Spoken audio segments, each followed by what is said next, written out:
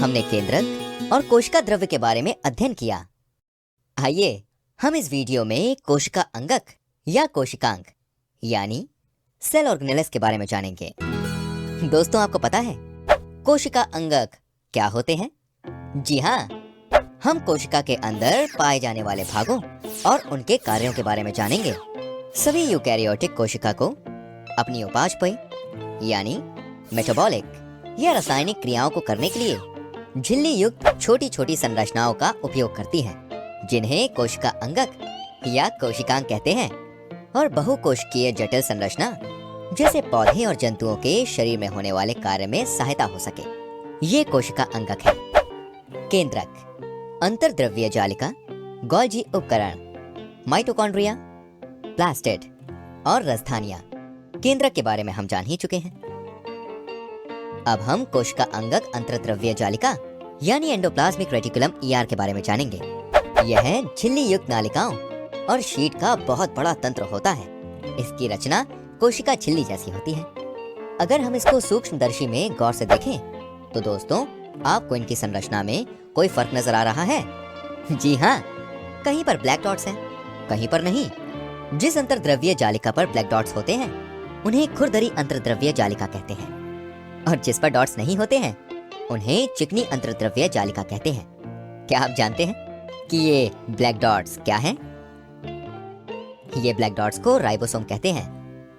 Ribosome गोलाकार बनावट के और बेहद घने होते हैं। यह राइबोन्यूक्लिक एसिड और प्रोटीन से बने होते हैं। इनका मुख्य कार्य प्रोटीन संश्लेषण होता है। दोस्तों, क्या आपको पता है ये कोशिका में कहाँ बनते हैं? हम आपको बताते हैं। ये केंद्रक के केंद्रिका में बनते हैं, यानी ये केंद्रक के केंद्रिका में बनके केंद्रिका छिद्र से बाहर आकर अंतर्द्रव्यीय जालिका पर चिपक जाते हैं, जिसे खुरदरी अंतर्द्रव्यीय जालिका कहते हैं। अच्छा दोस्तों, क्या आपको पता है खुरदरी अंतर्द्रव्यीय जालिका पर राइबोसोम की मदद से प्रोटीन का संश्लेषण होता है। प्रोटीन का संश्लेषण यानी प्रोटीन सिंथेसिस होता है, और चिकनी अंतर्द्रव्यीय जालिका वसा और लिपिड अणुओं के बनने में मदद करती है। यानी अंतर्द्रव्यीय जालिका कोशिका के अंदर प्रोटीन और लिपिड संश्लेषण के लिए एक बड़ी सतह प्रदान करती है। फिर उन्हें आवश्यकता के अनुसार कोशिका के अन्य भागों में जाने के लिए रास्ता भी देती है। कुछ प्रोटीन और लिपिड्स कोशिका झिल्ली बनाने में मदद करते हैं। इस प्रक्रिया को झिल्ली जीवात जनन यानी मेम्ब्रेन बायोजेनेसिस कहते हैं। और कुछ प्रोटीन और लिपिड्स एंजाइम्स और हार्मोन्स की तरह काम करते हैं। तो दोस्तों, देखा आपने, अंतर्द्रव्यीय जालिका कोशिका के मूल जैविक अणुओं को बनाने और उन्हें कोशिका के विभिन्न भागों में पहुंचाने के लिए रास्ता देती है। अब हम अगला कोशिका अंगक गोल्जी उपकरण यानी गोल्जी अपैरेटस जानेंगे। दोस्तों, इसे गोल्जी बॉडी, गोल्जी कॉम्प्लेक्स भी कहते हैं। इसकी खोज कोशिका में 1898 में कैमिलो गोल्जी ने किया था। गोल्जी उपकरण केंद्रक के पास झिल्ली युक्त थैलीनुमा पुटिका यानी वेसिकल्स जो एक दूसरे के ऊपर समानांतर होती हैं, जिन्हें कुंडिका यानी किस्टन्स कहते हैं। गोल्जी उपकरण में गोलाकार पुटिकाएं यानी वेसिकल्स और नलिकाएं यानी ट्यूब्यूल्स भी होती हैं। गोल्जी उपकरण अंतर्द्रव्यीय जालिका से संश्लेषित पदार्थ प्रोटीन और लिपिड्स को पुटिकाएं यानी वेसिकल्स के जरिए लाता है, और फिर उन पदार्थों का संचयन यानी स्टोर, रूपांतरण यानी मॉडिफाई और बंद यानी पैकेजिंग करके कोशिका के बाहर और अंदर अलग अलग जगहों पर भेजता है। इसी वजह से इसे कोशिका का डाकघर यानी पोस्ट ऑफिस भी कहते हैं। गोल्जी उपकरण से लाइसोसोम का भी निर्माण होता है। चलिए अब हम लाइसोसोम के बारे में अध्ययन करेंगे। यह कोशिका का झिल्ली युक्त कोशिका अंगक है, और इसमें बहुत शक्तिशाली पाचनकारी एंजाइम्स हैं जो सभी कार्बनिक पदार्थों को तोड़ सकते हैं। दोस्तों सोचो, इसमें ये शक्तिशाली पाचक एंजाइम्स कहाँ से आते हैं? जी हाँ, ये पाचक एंजाइम्स चिकनी अंतर्द्रव्यीय जालिका पर बनते हैं, और गोल्जी उपकरण के पुटिका यानी वेसिकल से लेकर कुंडिका यानी किस्टन्स में पैक यानी पैकेजिंग करके लाइसोसोम बनाते हैं। दोस्तों सोचिए, ये लाइसोसोम में क्या करता है? जी हाँ, कोशिका के अंदर कोशिका अंगकों के टूटे फूटे भागों और बाहर से आने वाले उपशिष्ट पदार्थ जैसे बैक्टीरिया, भोजन आदि लाइसोसोम में चले जाते हैं, और उसका पाचक एंजाइम इन्हें छोटे छोटे टुकड़ों में तोड़ देता है और कोशिका को साफ करते हैं। और जब कोशिका किसी कारण से क्षतिग्रस्त या फिर मृत हो जाती है तो लाइसोसोम फट जाते हैं और एंजाइम्स अपनी ही कोशिका को पाचित कर लेता है। इसलिए लाइसोसोम को कोशिका की आत्मघाती थैली यानी टेक्स्ट भी कहते हैं। तो इस तरह से लाइसोसोम कोशिका को साफ रखने का काम करता है। दोस्तों अब हम माइटोकॉन्ड्रिया के बारे में जानेंगे। दोस्तों माइटोकॉन्ड्रिया में दोहरी झिल्ली यानी 2 लेयर्ड मेम्ब्रेन युक्त कोशिका अंगक है। एक है बाहरी झिल्ली और दूसरी है भीतरी झिल्ली। इसकी बाहरी झिल्ली में छिद्रित यानी पोरस होते हैं और भीतरी झिल्ली बहुत अधिक फलित यानी डीपली फोल्डेड होती है। दोस्तों आपको पता है कोशिका को अपनी आवश्यक रासायनिक को करने के लिए ऊर्जा कहाँ से मिलती है? सोचिए, जी हाँ, माइटोकॉन्ड्रिया से। माइटोकॉन्ड्रिया में अपने खुद के डीएनए और राइबोसोम होते हैं जो अपनी भीतरी वाली झिल्ली में प्रोटीन और ऊर्जा बना सके, यानी कोशिका को आवश्यक रासायनिक को करने के लिए माइटोकॉन्ड्रिया एटीपी ऊर्जा देता है।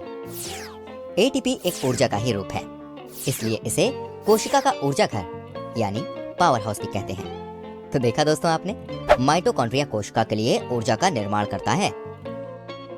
अब हम अगले कोशिका अंगक प्लास्टिड के बारे में जानेंगे। दोस्तों आपको पता है ये केवल पादप कोशिकाओं में ही होते हैं। ये 3 तरह के होते हैं, क्लोरोप्लास्ट, क्रोमोप्लास्ट और ल्यूकोप्लास्ट। क्लोरोप्लास्ट हरे रंग का होता है, क्रोमोप्लास्ट रंगीन होता है, ल्यूकोप्लास्ट ये रंगहीन होता है। चलिए इनके बारे में जानते हैं। सबसे पहले है क्लोरोप्लास्ट। दोस्तों आपको पता है पौधों का रंग हरा ही क्यों होता है? सोचिए, जी हाँ, इसी क्लोरोप्लास्ट की वजह से इसमें हरे रंग का क्लोरोफिल वर्णक होता है जो पौधों को हरा रंग देता है। यही नहीं दोस्तों, ये पौधों में प्रकाश संश्लेषण यानी फोटोसिंथेसिस करने में भी मदद करता है। ये एक दोहरी झिल्ली युक्त कोशिका अंगक होता है। इसकी भीतरी संरचना में बहुत सी झिल्ली वाली परतें होती हैं, जिसे थाइलाकॉइड जो स्ट्रोमा नाम के तरल पदार्थ में स्थित होती है। चलिए अब हम क्रोमोप्लास्ट के बारे में जानेंगे। दोस्तों आप लोगों ने कभी सोचा है कि पौधों में फलों,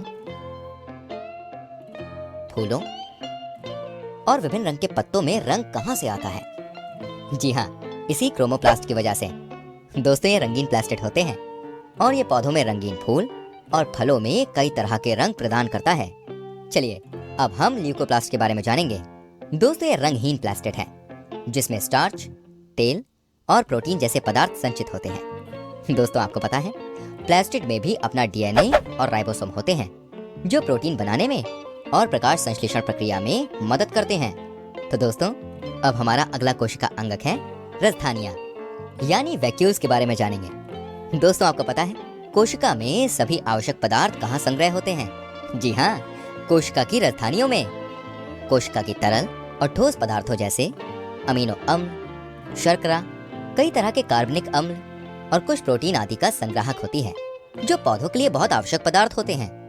दोस्तों आपको पता है जंतु कोशिका में इनका आकार छोटा होता है, जबकि पादप कोशिका में राजधानियां बहुत बड़ी होती हैं। दोस्तों आपको जानकर आश्चर्य होगा कि कुछ पादप कोशिकाओं में इनका माप कोशिका के आयतन का 50% से 90% तक होती हैं, जिसकी वजह से केंद्रक प्लाज्मा झिल्ली के पास आ जाता है। पादप कोशिकाओं की राजधानियों में कोशिका द्रव्य भरा होता है, जिससे कोशिकाओं को स्फीति यानी टर्जिडिटी और कठोरता यानी रिजिडिटी मिलती है। दोस्तों आपको पता है कुछ एक कोशिकीय जीव जैसे अमीबा की खाद्य राजधानी होती है जिसमें खाने के पदार्थ होते हैं, और कुछ एक कोशिकीय जीवों की राजधानियों में अतिरिक्त पानी और अपशिष्ट पदार्थ होता है जो कि बाहर निकलने में ये मदद करती है।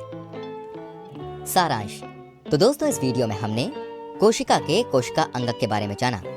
ये है केंद्रक, अंतर्द्रव्य जालिका, गोल्जी उपकरण, माइटोकॉन्ड्रिया, प्लास्टिड और राजधानियां हैं।